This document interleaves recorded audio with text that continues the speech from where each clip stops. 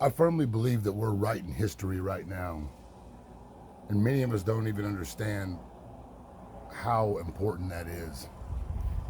Now, whenever you look at what's going on in our country, not just our country, but around the world, you have you have to ask yourself what is really going on here. Now, I want you to follow me and understand that this is not meant to be polarizing on any one side or another. I would just like you to just stop, remove all bias and preconceived notions of whatever you think things are, what you think, what you think all any of this is. And I want to postulate two possibilities to you, and I believe that they're probabilities. Now, there are certain things culturally in the United States that have happened over the last 50, 60 years that have slowly eroded the fabric of what it means to be Americans, and not just what it means to be Americans, but almost what it means to be human. For sure, what it means to be a family unit and be a cohesive unit. I would say that since probably after Vietnam, that was probably the first visible example that we had where the dynamic started to shift. But once you start to understand the why and the how these things happen, I think it'll make a lot more sense, and it'll put a lot of the emphasis where it needs to be right now. Okay, now follow me. I believe that what we're dealing with in the world, not just in America, but in the world, it can only be one of two things. It's only one of two things. All of the stuff that we're seeing on the news, all of the fear mongering, all of the hype about this virus, all of this stuff, we're seeing faulty models, inflated numbers. All of this stuff is a smoke and mirror. That's all it is. That's pretty much what all of this stuff is. There is something going on behind the scenes that we don't know about, we're not supposed to know about, we're not supposed to understand. Now, back to my point. This is one of two things. Either this is the biggest transfer of power in human history, which is a march into the globalization, new world order, AI, complete control slave grid system, or it is biblical. I don't believe that there's any gray area in this. For those of you who think that after this is over, you're going to go back to your life as you knew it before is over with. You just don't understand it. You don't get it yet. We'll never go back to the way things used to be.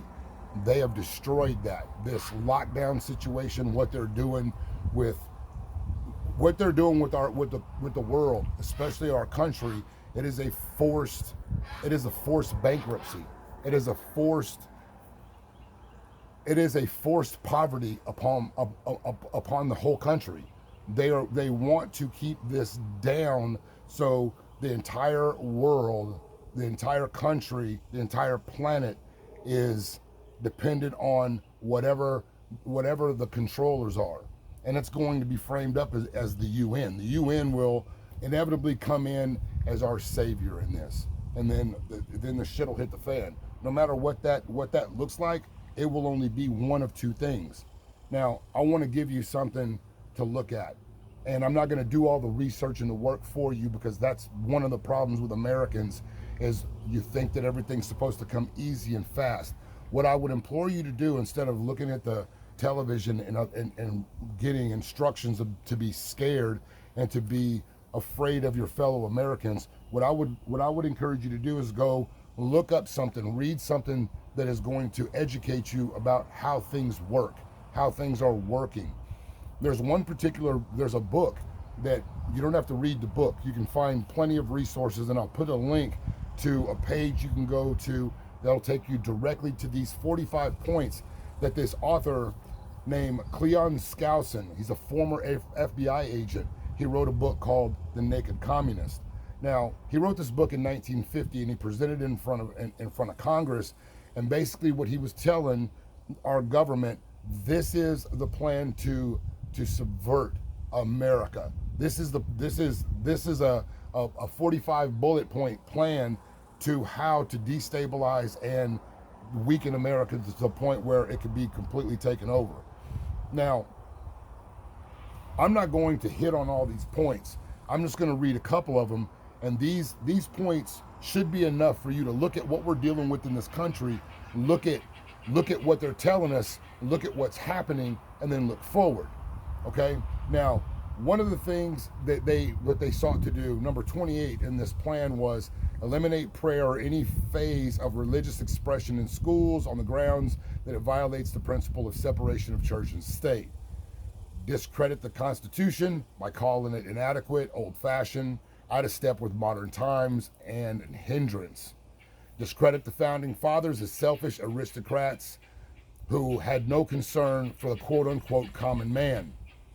Break down cultural standards of morality by promoting promiscuity, the obscenity in books, pornography, magazines, movies, and radio. Now, this was back in the 50s that this guy wrote this in his book. Support any socialist movement to give centralized command over any part of the culture, education, social agencies, welfare programs, mental health clinics, etc. Discredit the family as an institution. Encourage promiscuity and easy divorce. And this right here is perhaps the most terrifying ones. Number 12, do away with loyalty oaths. Number 11, promote the UN as the only hope for mankind. If its charter is rewritten, demand that it be set up as a one-world government. Number 26, present homosexuality and promiscuity as normal, natural, and healthy. And then finally, infiltrate churches and replace revealed religion with social religion. Discredit the Bible. Emphasize the needs for emotional maturity, which doesn't need a quote-unquote religious crutch. Now, there's 45 of these things in this book, okay? Those are the ones that are just, to me, the most telling in our culture. They've destroyed the family. They've destroyed what it means to have children with the promotion of abortion. Everything that America has become is an abomination of what we claim to stand for. Everything that the country was built on, we are an abomination. We are a hypocritical nation when it comes to that. These things have all taken place, and if they haven't already taken place, they are taking place as we speak, as we argue with one another over whose life matters and what flag should be flown at a fucking NASCAR race. These things are happening as we speak. Okay? Now, that's the communist part of that. That's one route. The second one is probably a little bit more terrifying, or maybe they're combined. The Bible was written 2,000 years ago. And so human beings, we have carried this book around, and we've claimed to be a Christian nation, and we've claimed to believe in Jesus, and we've touted this thing as our moral base. But for 2,000 years, we have willingly marched. We've allowed ourselves to be hypnotized by all of the bread and circuses, all of the lies, all of the manipulation, the propaganda. We've allowed those things to cloud our vision and pretty much throw the book away. We have changed God. Instead of us being made in God's image, we have changed God and made God in our image. We've gotten rid of the things that come with the word that are uncomfortable and started to justify abominations to the point where we've got scary creatures reading books to children and trying to make that normal. Now, I'm not giving you a spiritual lecture or Bible thumping, but I do want to make a point. If for 2,000 years we have had a book that said in the end times, we're going to have wars, parents against children, mother against father, all of these things. The number of the beast system, you're going to have a chip to buy, sell, trade. All of these things, when you overlay it with the control system and the rules and regulations, or whatever the hell they're calling it, whatever word play that they're using for this house arrest that we're under, this forced control system, whatever it is, has been prophesied. Now, you can argue that, that's antiquated again. So if that's your argument, we'll go back to this communist manifesto that was written about in The Naked Communist. See, that's the problem here. Either you're going to lean hard on this side, this new age science pseudo, I'm the God, Instagram, my instant following, we're going to follow that. If that's what you choose to believe, then you will be marching to the gulag, and you'll believe that you're marching to a song that you wrote. The other side of it is, if this is biblical, we are watching the end times. We are watching it unfold, and we've been watching it unfold for a long time. In the book of Daniel, it talks about the end times. It will be like as in the days of Noah. That's when Sodom and Gomorrah was going on, when all of the disgusting abominations, the homosexuality, the depravity that was going on, men laying with men, with animals, all of that stuff. We've got that in America now. And not only do we have it in America, we've exported it to the rest of the world and poisoned the rest of the world with our freedom and liberty. And so for 2,000 years, we've known that this was coming, and we've done nothing. And now the trumpets are burning, they're blowing.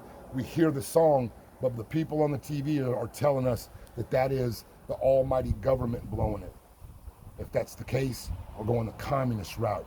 If it's the other one, then we are seeing something come that none of us are going to be prepared for unless you are paying attention and you're taking care of your soul. Now, this is the point of this video. I don't think that there's a middle ground on this.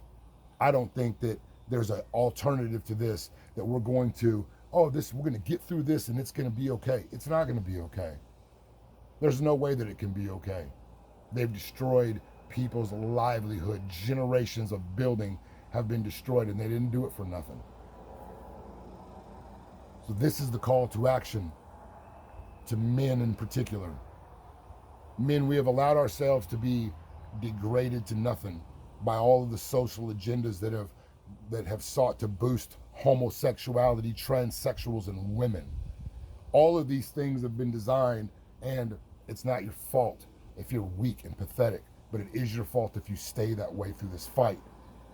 We're writing history, and either the names of great men will be written in that history or will be forgotten about. But what you do in the next 90 days, what you do with yourself, what you do with your world is going to be pivotal.